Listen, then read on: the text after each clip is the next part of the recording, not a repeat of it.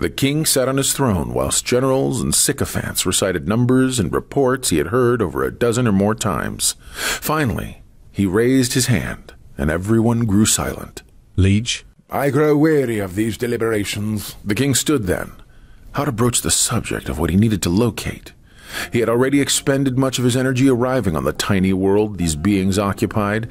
Now he needed to locate the Alphanem, before it was too late. Only the Alphanem could have sent the beacon that he had detected. Before he could open his mouth to continue, the entire room shifted as guards dragged a form into the room. Depositing the figure on the floor at the king's feet, the guards moved away. What have we here? The king spoke as he knelt down and grabbed the back of the figure's head by the hair. The figure groaned. He is a devil, sire. A guard spoke up.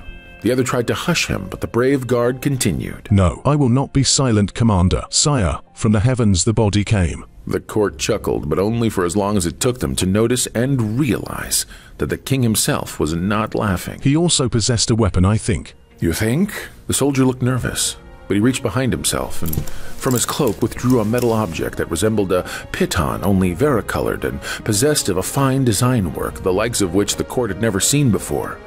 Only the king who reached for it showed no shock or fear. Fascinating.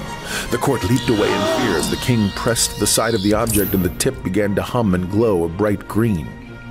The king tossed back his head and howled with laughter. Leaning into the prone figure's ear, he whispered something that made the figure's eyes open with a start.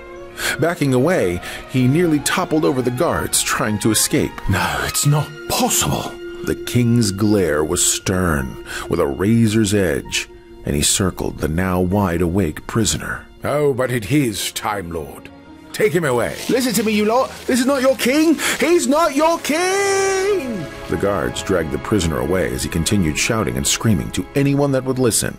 But the king's court fell silent.